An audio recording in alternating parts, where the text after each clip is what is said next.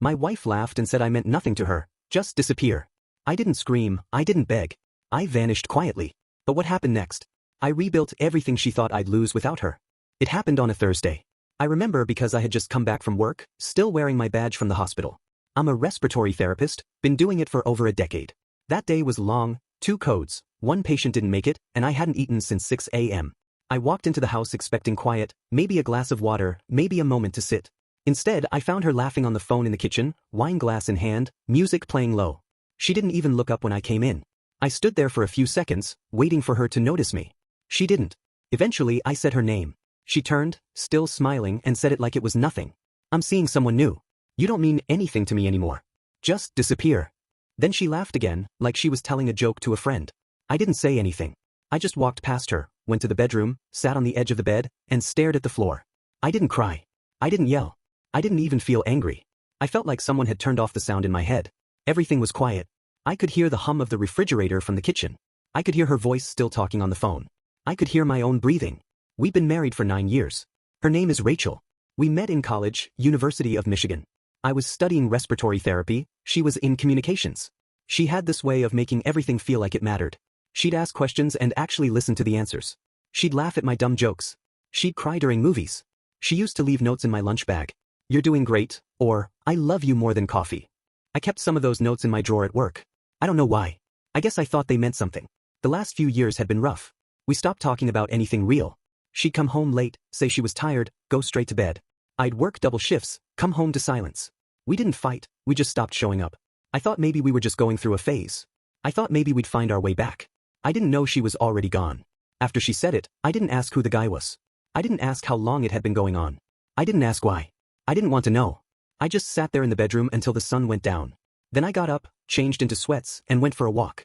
I walked past the gas station, past the elementary school, past the park where we used to take our dog before he died. I walked until my legs hurt. Then I sat on a bench and stared at the streetlights. I didn't tell anyone for a few days. I went to work like nothing happened. I treated patients, filled out charts, ate vending machine sandwiches. I didn't sleep much. I kept replaying her voice in my head. You don't mean anything to me anymore. I tried to remember the last time she looked at me like I mattered. I couldn't. Eventually, I told my brother. His name's Kyle. He's younger than me by 3 years, works in construction. He's not the emotional type. When I told him, he just said, "Damn, you good?" I said I didn't know. He said, "You want to come crash at my place for a bit?" I said no. I didn't want to leave the house. I didn't want to admit it was over. Rachel didn't come home that night. Or the next. She started sending texts about logistics. Can you be out by Friday? I'll send someone to pick up my stuff. No emotion. No explanation. Just instructions. I didn't respond. I packed a few things. Some clothes, my work stuff, the notes she used to write me. I put them in a box and left it in the garage. I slept on the couch for a few nights, then moved into a short-term rental near the hospital. It's small, just a studio, but it's quiet. I started noticing things. How I'd reach for my phone to text her when something funny happened at work. How I'd instinctively buy her favorite snacks at the store. How I'd still check the mailbox for her packages. I kept doing these things like muscle memory. Like my body hadn't caught up to the fact that she was gone. One night, I found myself scrolling through old photos. Us at the lake. Us at her sister's wedding. Us in the hospital waiting room when her dad had a stroke. I looked at our faces, how close we were, how easy it looked. I tried to remember what it felt like to be loved by her. I couldn't. It was like trying to remember a dream after waking up. I didn't tell my parents. They live in Ohio, retired, still think we're the perfect couple. I didn't want to hear their disappointment. I didn't want to explain something I didn't understand myself. I just told them I was working a lot and needed space. Work became my escape. I started picking up extra shifts. Nights, weekends, holidays. I didn't want to be alone in that apartment. I didn't want to think. I just wanted to move, to do something that mattered. Saving lives felt easier than saving my own. One day, I ran into Rachel at the grocery store. She was with him. Tall guy, beard, expensive jacket. She saw me, smiled like we were old friends, said, "Hey, you look good." I nodded, said, "You too." She introduced him, Mark, I think. He shook my hand, said something polite. I don't remember. I just remember how she looked at him. Like he was the center of her world. Like I had never existed. I left my cart in the aisle and walked out. Sat in my car for 20 minutes before driving home. That night, I threw away the notes. All of them. I didn't cry. I didn't feel anything. I just needed them gone. I started seeing a therapist. Her name's Dana. She's calm, asks good questions, doesn't push. I told her everything. She said Rachel's words were cruel, but they weren't about me. They were about her. I didn't know what that meant. I still don't. But it helped to say it out loud. I started writing things down. Not poems or anything fancy. Just thoughts. Memories. Questions. I wrote about the time Rachel and I got lost in the woods and ended up sleeping in the car. I wrote about the way she used to hum when she cooked. I wrote about the silence that grew between us. I didn't know what I was trying to do. I just needed to get it out. Then one day, something shifted. I was walking to work, same route as always, and I saw a woman sitting on the steps of a brownstone crying. I didn't know her, but I stopped. Asked if she was okay. She said she just lost her dog. I sat with her for a few minutes, listened. She thanked me. I walked away feeling something I hadn't felt in months. Present. Alive. Like maybe I wasn't invisible. That night, I made dinner for myself. Real dinner. Not takeout. I played music. I opened the window. I didn't think about Rachel. I didn't think about Mark. I just existed. And for the first time in a long time, that felt like enough. A few months passed. The apartment started to feel less like a waiting room and more like a place I lived. I bought a plant.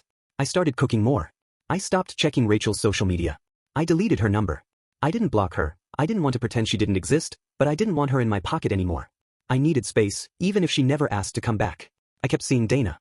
We talked about grief, about identity, about how people leave without warning. She said something once that stuck with me: closure isn't something they give you. It's something you build. I didn't know how to build it, but I started trying. I made a list of things I wanted to do alone. Go to a baseball game. Take a road trip. Learn how to make risotto. I started checking them off. One weekend, I drove up to Vermont. No plan, just a bag and a tank of gas. I stayed in a small inn run by an older couple who made fresh muffins every morning. I hiked a trail I couldn't pronounce. I sat by a lake and didn't think about anything. It was quiet. Not the kind of quiet that hurts. The kind that heals. Back in the city, I started talking to people more. Not dating, just conversations. A barista named Lila who remembered my order. A guy at the gym who asked about my form. A nurse at work who invited me to a trivia night. Said yes.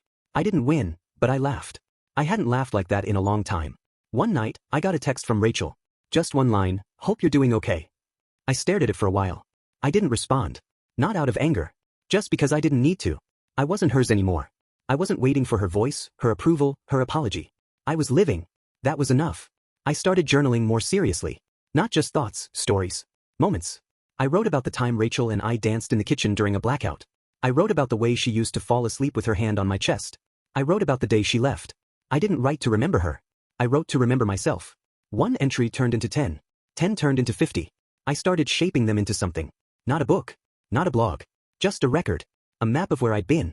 I printed them out, put them in a binder, kept it on my shelf. Sometimes I'd read a page before bed. Not to dwell. Just to honor the fact that I survived. I saw Rachel again, months later, at a mutual friend's birthday party. She was there with Mark. They looked happy. She saw me, smiled, walked over. "Hey," she said. "You look good." I nodded. "You too." We talked for a few minutes. Surface stuff. Work, weather, mutual friends. Then she said, "I'm sorry. For how I said it.